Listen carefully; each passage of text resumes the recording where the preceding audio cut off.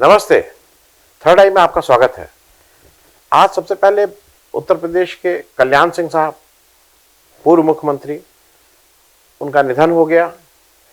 89 साल की उम्र में 90 छूने जा रहे थे।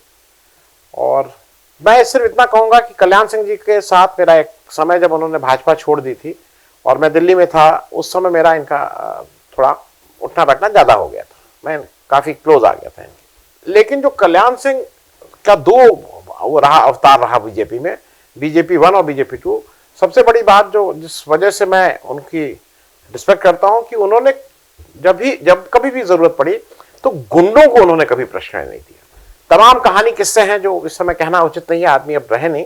जो पता है कि जब वो चीफ मिनिस्टर बने और किस गुंडे को कैसे कैसे किन किन लोगों ने चाहा था कि उसको भी मंत्री बनाया जाए, उन्होंने बनने नहीं दिया था। और ये जो भी सत्ता के गलियारे में है, उनको पता है कि किसको नहीं बनने दिया था। तो जीरो टॉलरेंस था उनका, ये सबसे बड़ी बात थी। अच्छे प्रशासक थे। सबसे बड़ी जो उनके पक्ष में बात जाती थी कि एक एक ब्लॉक, एक एक मतलब लास्ट मैन तक उनकी वर्कर को पहचानते थे और जानते थे। मतलब मुलायम सिंह जी ही एक और नेता रहे हैं जो उनसे ज्यादा, थोड़ा सा मैं कहूंगा, जो और वर्कर्स को जानते हैं, लेकिन ये भी बहुत जानते थे। उसके बाद ये बीजेपी से बाहर निकले, जो भी कारण थे सबको पता है, और फिर ये बीजेपी में वापस गए। लेकिन जब ये बीजेपी में वापस गए तो एक तरह से एज भी हो चुकी थी। बीजेपी ने भी समझ लिया था कि अब कल्याण सिंह में वो दमखम नहीं रह गया है, तो इनको 3, 4, 5 सीट जो ये मांगते थे वो दिया गया 2014 में। भाई इनकी जो सबसे घनिष्ठ सहयोगी थी कुसुम राय जी, उनको सेट किया गया। राजवीर सिंह, इनके जो पुत्र थे, उनको सेट किया गया। इनके नाती संदीप सिंह साहब को सेट किया गया। सबको अच्छे अच्छे हो गए। लेकिन बाई एंड लार्ज इनका वो वाली बात नहीं रह गई जो इनकी पहली इनिंग में थी, मतलब जब पहली बार ये बीजेपी में थे। मैं एक बात, क्योंकि इस समय उनकी मृत्यु हुई है, ये बात नहीं उठानी चाहिए, लेकिन कुछ ऐसी बात हुई है जो अगर नहीं कहूंगा तो मैं एक तरह से गलती करूंगा। कल्याण सिंह साहब का लखनऊ पीजीआई में मृत्यु हुई। उसके बाद उनका शव लाया गया। उसके लिए श्रद्धांजलि देने प्रधानमंत्री खुद आए लखनऊ। और एक अजीब सी चीज देखी गई कि वहां भाई वो एक राज्य के गवर्नर रहे थे, उत्तर प्रदेश के मुख्यमंत्री रहे थे, बड़े लीडर थे, उनके जिसको शव था, और उसको एज पर प्रोटोकॉल देश के तिरंगे से उसको ढका गया था। वही ये बात एक बड़ी होती है किसी के लिए भी। मुझे ठीक से याद है कि एक किसी एमपी को या किसी को एक बड़ा भारी ये होता है कि जब भाई मरूंगा तो कम से कम तिरंगे में लिपट के मरूंगा। फौज वालों का सबसे बड़ा ये होता है कि जो, अगर आपने कैप्टन बत्रा की अभी पिक्चर आई कि भाई आऊंगा जरूर, जीत के आऊंगा या तिरंगे में लिपट के आऊंगा, ये उनका एक डायलॉग है। वो तिरंगा था वहां पे। और कोई ऐसा वैसा ऐरा गैरा नत्थु गैरा नहीं।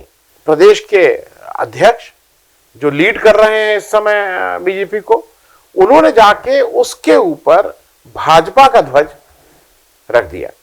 अब मुझे जो, मतलब मैं इसलिए इसको जैसे कहता हूं ना, इसलिए इसको दर्ज कर रहा हूं कि प्रधानमंत्री वहीं खड़े थे। किसी भी एक आदमी को यह नहीं हुआ कि भाई राष्ट्र ध्वज के ऊपर पार्टी ध्वज नहीं हो सकता है।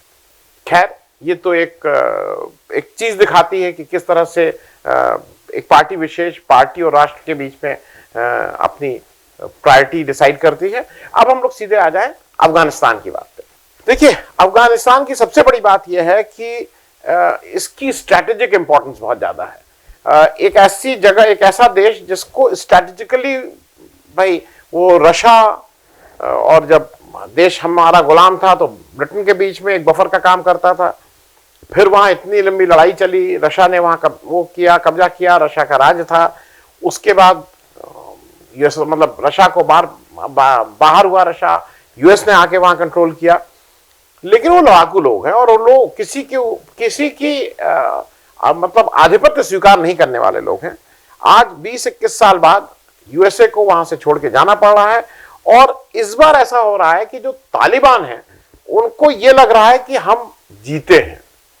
एक वो विक्ट्री वाला है कि हमने, जिसको कहते हैं कि अमेरिका को मार भगाया है, वो इस तरह की एक भावना वहां आ गई है। अब वो बार बार ये कहा जा रहा है कि तालिबान बदल गया है।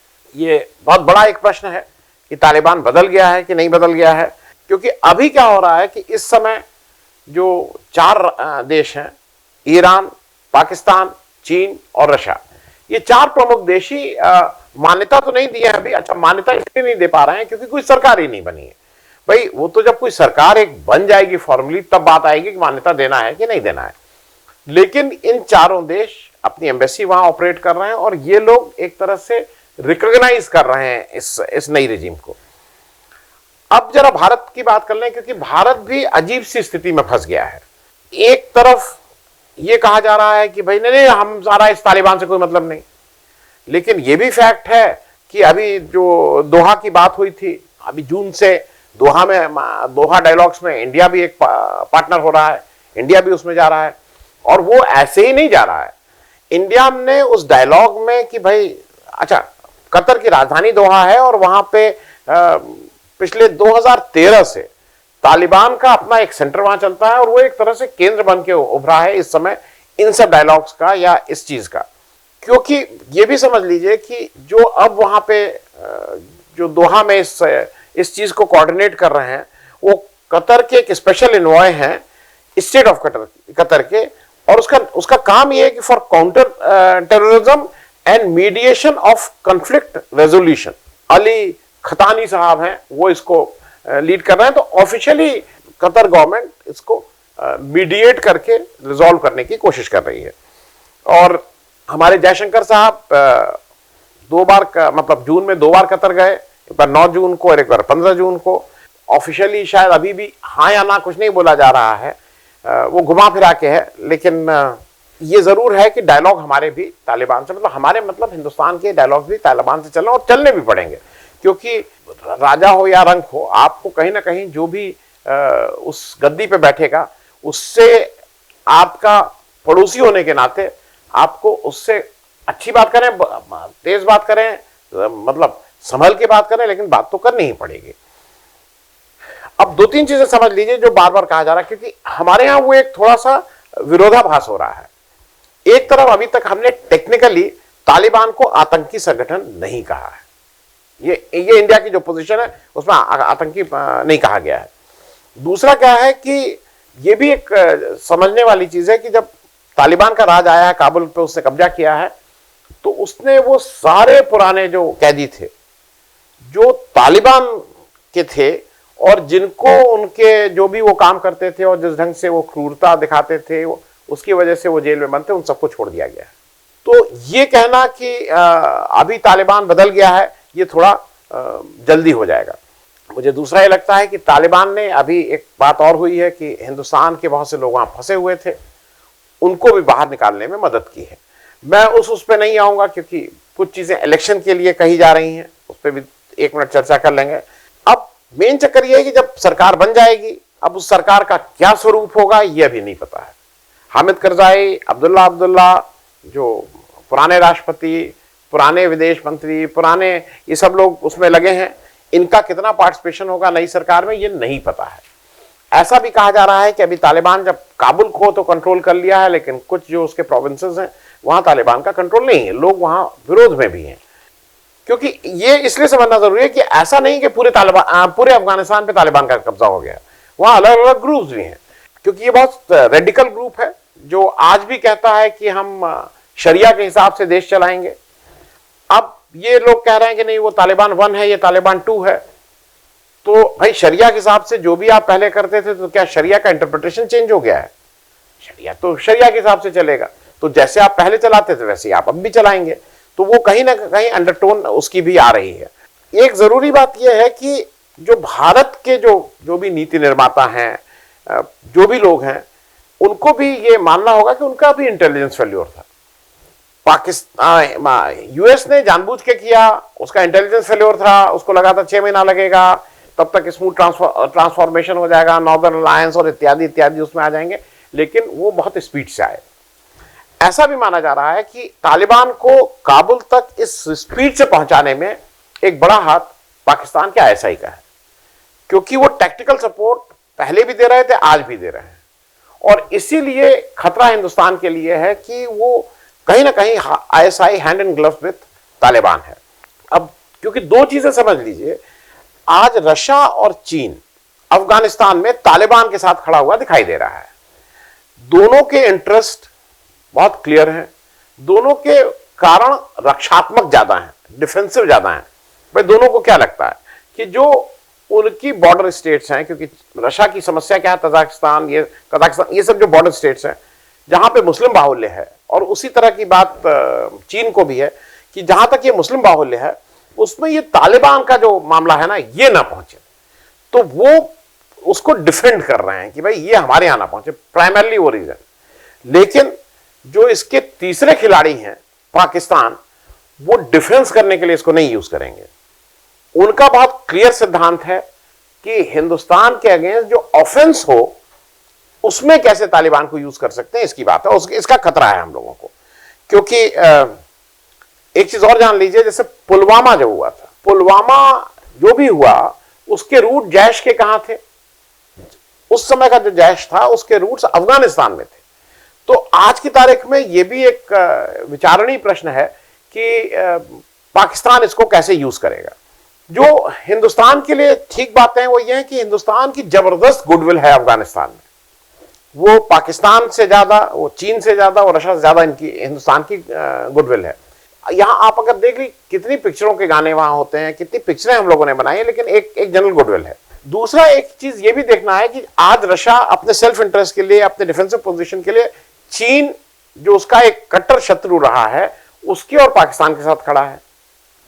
हम लोगों को क्या दिक्कत है, आज चाइना, अरे आज माफ कीजिएगा, आज रशिया के साथ बात, ठीक है, चाइना और पाकिस्तान के साथ आप बात नहीं कर सकते, आप रशिया के साथ तो बात करिए अफगानिस्तान को लेके। आप वही पिछलग्गू बने हुए हैं अमेरिका के, तो वो जो एक अपना नॉन अलाइन टाइप एक हम लोग लेके चलते थे, उसको फिर से शायद जितनी जल्दी सरकार या हम लोग समझें उतना अच्छा रहेगा। एक और समस्या जो है वो इलेक्शन का कारण है, क्योंकि हमारे यहाँ क्या हो गया है कि पिछले कुछ दिनों में 6-7 साल में सारी बातें इलेक्शन से ड्रिवन है।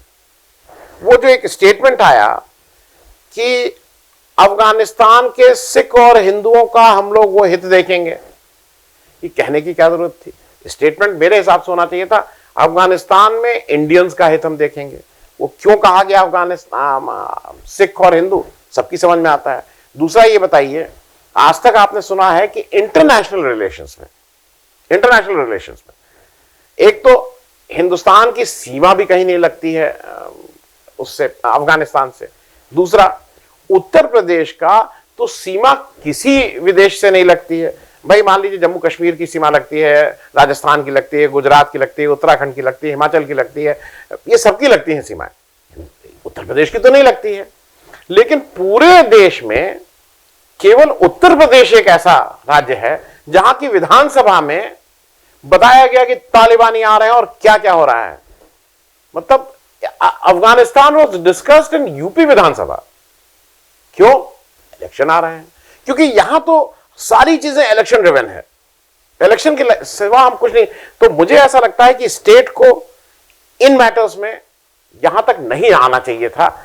ये एक हम लोग टैक्टिकल गलती कर रहे हैं, क्योंकि अब जो बार बार ये हो रहा है तालिबान 1 तालिबान 2, ये किसी को ये गोरख धंधा नहीं समझ में आ रहा है।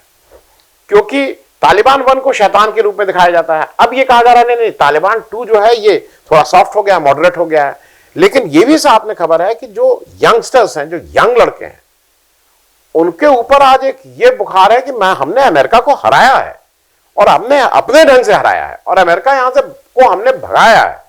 तो इससे केवल जो इसके विशेषज्ञ हैं वो कह रहे हैं केवल इससे में अफगानिस्तान में टेररिज्म की बात नहीं हो रही है, पूरी दुनिया के जो टेररिस्ट हैं उनको इसने एक तरह से एक वो जो बूस्टर नहीं होता है, व्हाट इज दी वो सीक्रेट ऑफ योर हेल्थ, वो बूस्ट की तरह उसने उस बूस्टर डोज को पिला दिया है।